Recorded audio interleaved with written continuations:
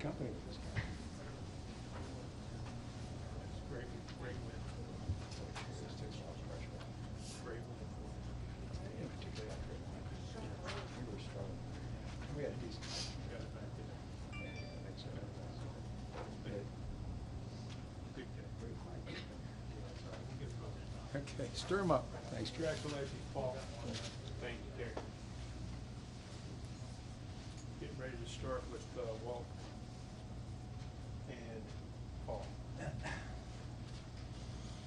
Okay, we're going to hear now from some of the folks from the winning team, and that's the crew chief, Paul Wolfe, and vice chairman of Team Penske, Walt Czarnecki. Congratulations to you both. Big win today, all the way around for Team Penske, finishing 1-2, and then the 21 having a great run for Wood Brothers. I'm going to ask you first, Paul, and Walt and I were talking about it briefly.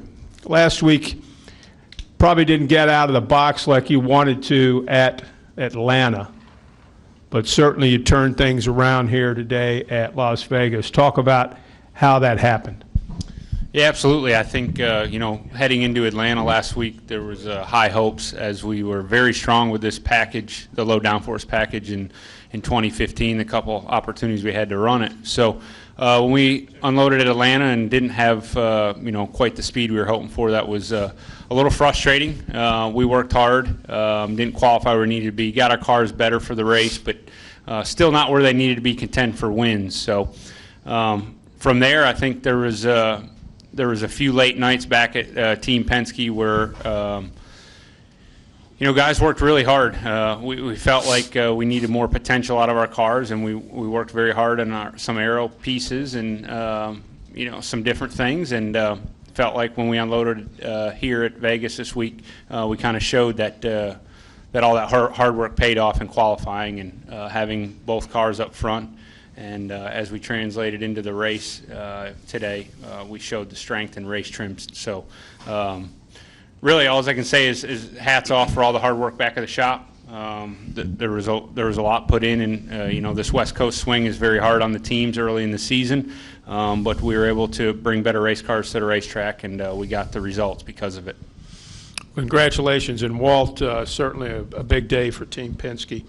I got that chase berth locked up now for the 2 car, and the 22 certainly with a great run, and as we talked about the 21 certainly from the Wood Brothers. But just talk about what this means for the organization this early in the season. Well, thank you, Kerry. Just to a little reprise on what Paul said. I think this really took a little bit of the sting out of what happened at Atlanta. We thought we had 2 pretty good cars at Atlanta, didn't perform, ended up with a decent finish. But as Paul said, we had a team debrief meeting, I guess it was on Tuesday, that went for about an hour and a half, that was thorough and candid. And so Paul and Todd Gordon were pretty confident they were going to come to Las Vegas with 2 good cars. Specifically, both cars, I think, showed great long-run speed. And I think it demonstrated that, the way we finished. Certainly you hope, from my perspective, to have a 1-2 finish anytime.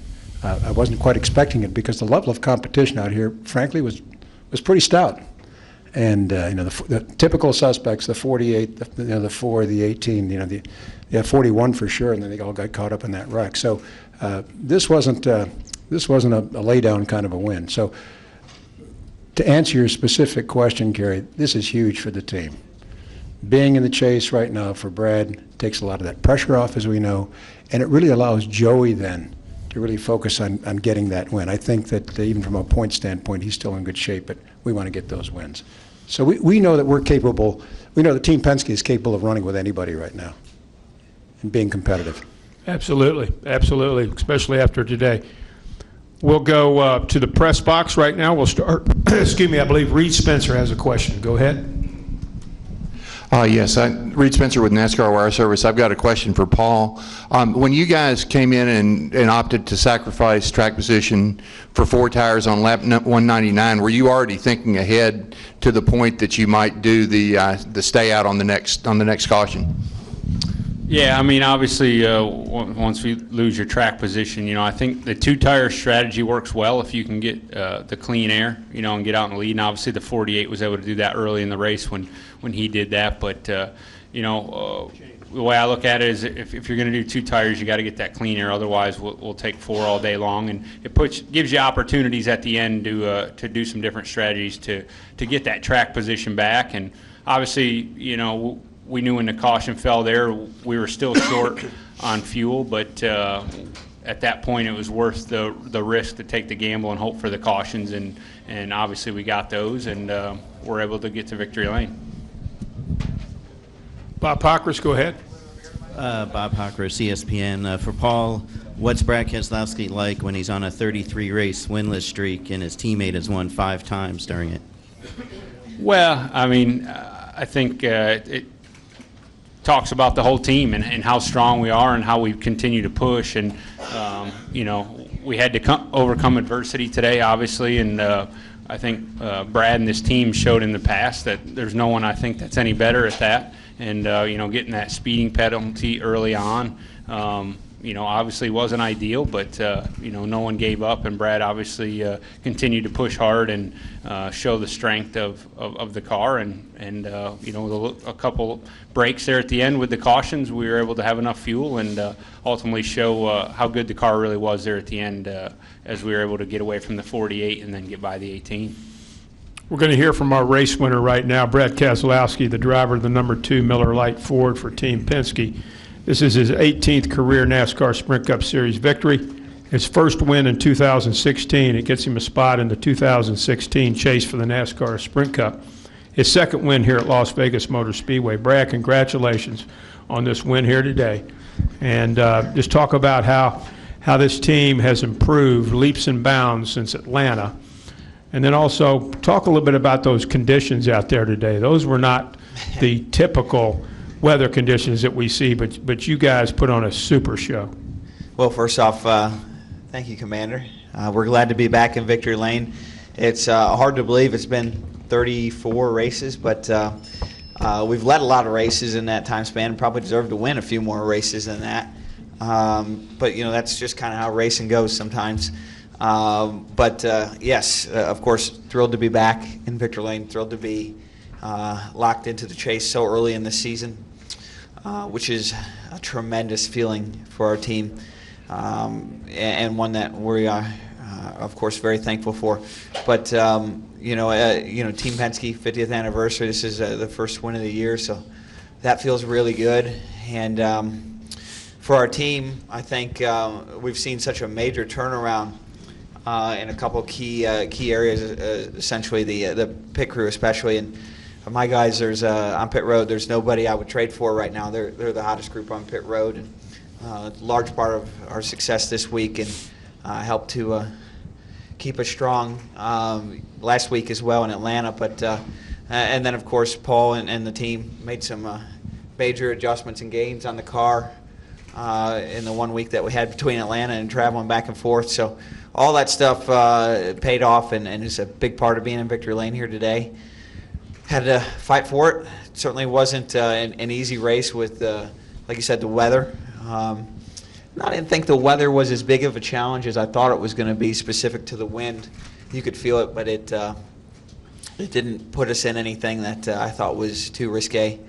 But I did feel like the speeding penalty early or middle to late part of the race was certainly very, very detrimental. But Paul and the team, they got us in a spot where we could have enough speed and strategy to get back in it. Got that long run at the end. We knew we had a lot of long run speed, and sure enough, we were able to hold off the 48, who was really, really fast on his own. And then next thing I knew, we were closing in our teammate. Took a long time to get by Joey. He put up a heck of a fight. If anyone ever wants to say that your teammates just lay over and give it to you, that's not how we are at Team Penske. We race each other hard but clean, and that was really something to see and be a part of. And then, of course, there the very end, being able to pass Kyle and get the win. I know the local media is probably not very thrilled about that, but he did pass me to win the championship last year on the last race, so maybe some trade-offs there. But a lot of things going on there, and you know, it's good. It's good to be back in victory lane. The new rules package today, I thought was tremendous. I think you saw, because of the rules package, where the cars fell off a lot at the end of the run, and you really had to drive them sideways.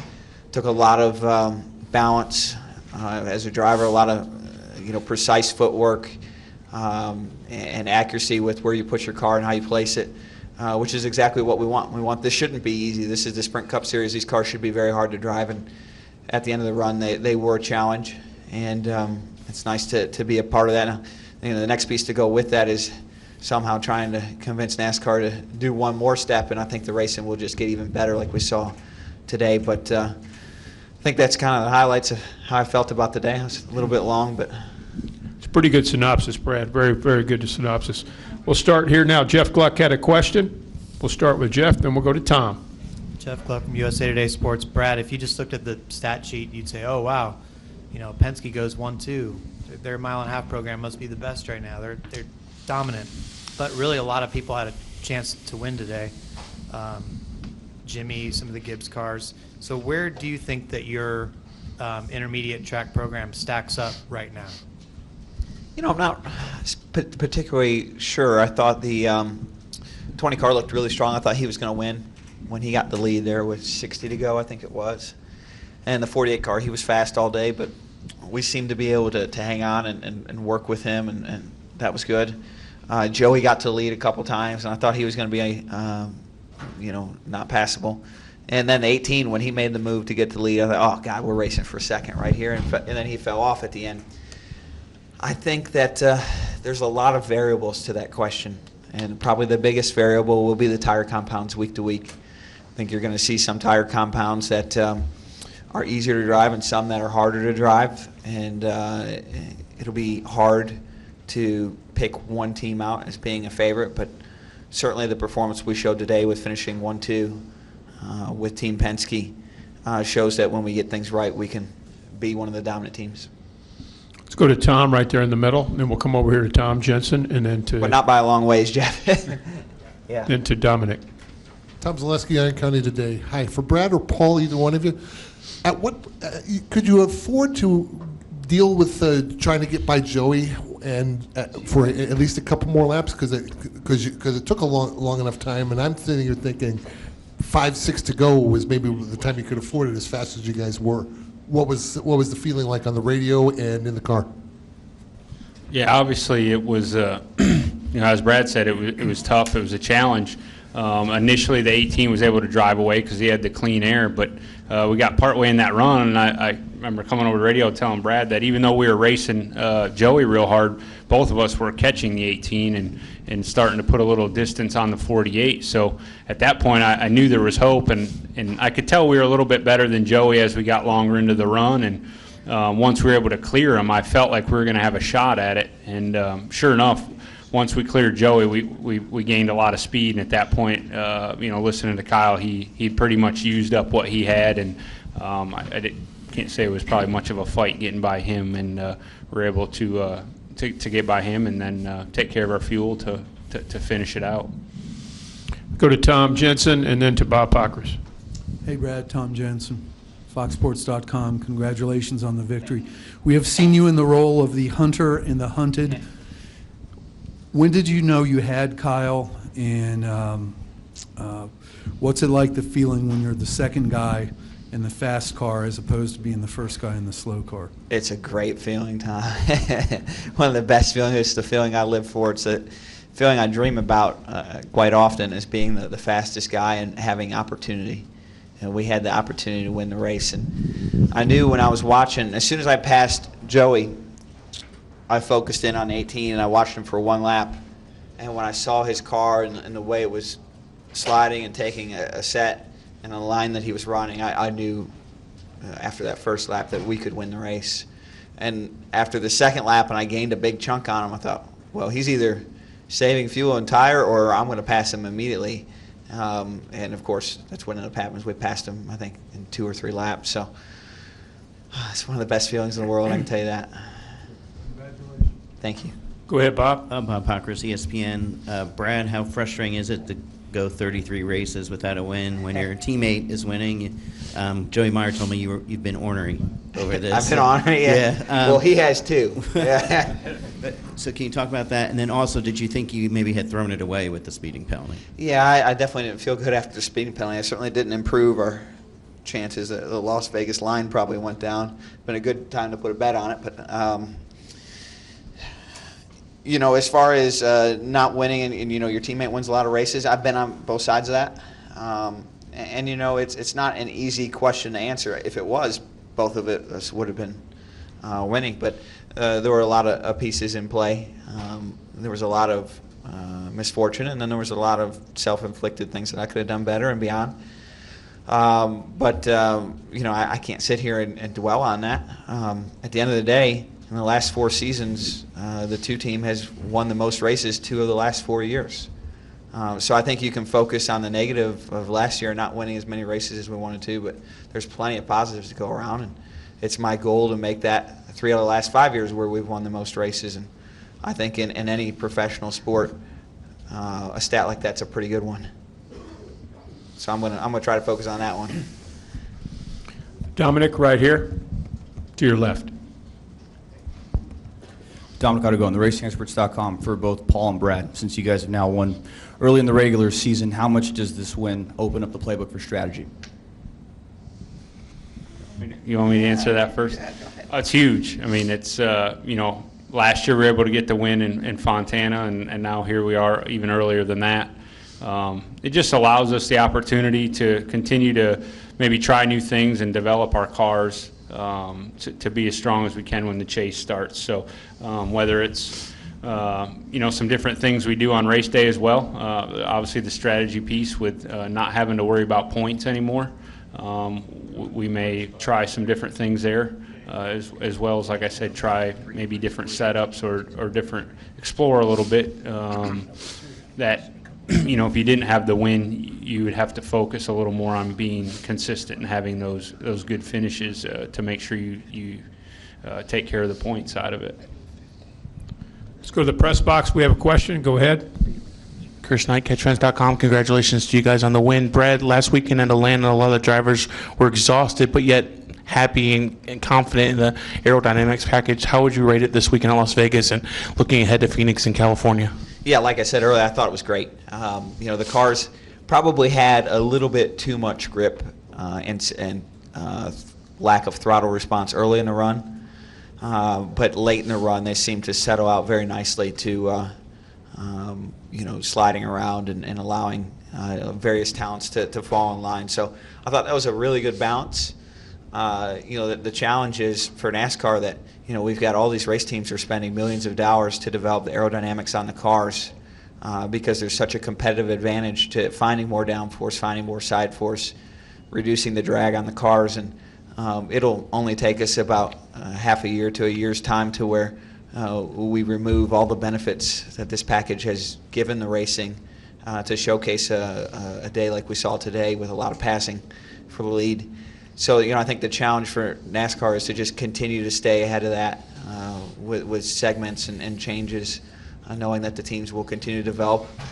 You know, there's a lot of different interests, of course, in this sport, and the interest of the teams is to be the fastest. And quite frankly, when we have the fastest car, we just want to be fast. We don't care if it makes the racing great or bad. But as far as the downforce package is concerned, you know, we got to continue to stay ahead of that as a sport to continue to have great finishes to races like we saw today, and quite a few passes for the lead. I think that's what we all have come to expect of this mile and a half racing, and I think that's what we saw, which is something to be proud of. Got time for 2 more questions. We'll go with Taylor and then Holly. Taylor Starr. Hello. Taylor Starr, NASCAR.com. Brad, with Penske finishing 1-2 and Blaney in the Wood Brothers car finishing 6th, we know you have the technical alliance, but is there any sort of mentoring you're doing for him or to have him see success on the track? Yeah, you know, he drove my truck for a while, so there was a lot of mentoring there, mostly of the form of please don't wreck it, I can't afford to fix it. But now Taylor, I think he's got the right people around him with Jeremy Bowens and the Wood Brothers, and A lot of help and support there, and certainly willing to help him wherever I can. But he's in a good spot. I don't think he needs me. He just needs some time. Final question, Holly?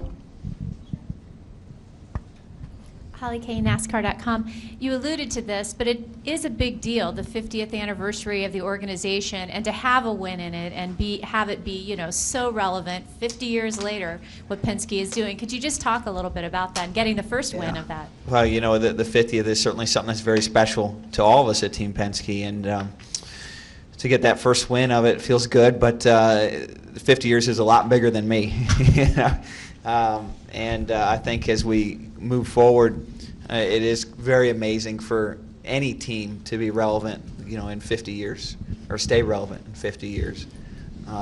There's a lot of other sports where there's teams that have been good for 50 years, like the Yankees and so forth, but with significant ownership changes. And obviously Team Penske hasn't had that. So that dynamic, I think, just showcases Roger's own strengths and his ability to put us in a great spot, to have the resources to be successful. And we had that today, and it showed off. So, Walt, you should speak. You got better stuff to say than I did. Walt's been there for, almost every one of the 50 years? I've been here for 46 of the 50. 46 of the 50, yeah. So I've seen a lot of them. This was one of the better ones, Holly. I mean, the conditions, the drama, the excitement. As I said before, I knew we had a couple of good cars. I will tell you one thing. I've been listening to Brad's comments, but from my perspective, watching Brad and Joey race each other, I had absolute confidence in both of them. I really did. Absolutely. We don't have team orders. You touched on it. We don't have team orders. And it's really kind of ironic because this morning Joey and I were talking about team orders. And somehow the topic came up. And sure enough, later in the day, we were in a situation where both guys were racing each other. But I assure everybody in this room had absolute confidence in both of these guys because we are a team. It's a Team Penske win. Congratulations. It certainly was a great win for Team Penske, and we wish you all the best of luck the rest of the season. We'll see you all at Phoenix. Please pass on our congratulations to Roger as well. Thank you. Okay, thank you. What a day. Yeah, go ahead. I'm going to make a quick comment on post-race inspection. It's concluded here in the garage at Las Vegas, all clear.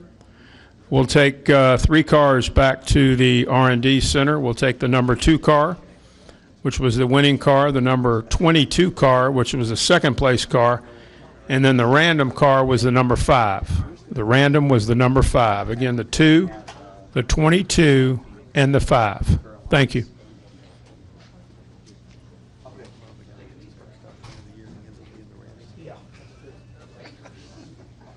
I'll see you. I got to go. All right, Kerry.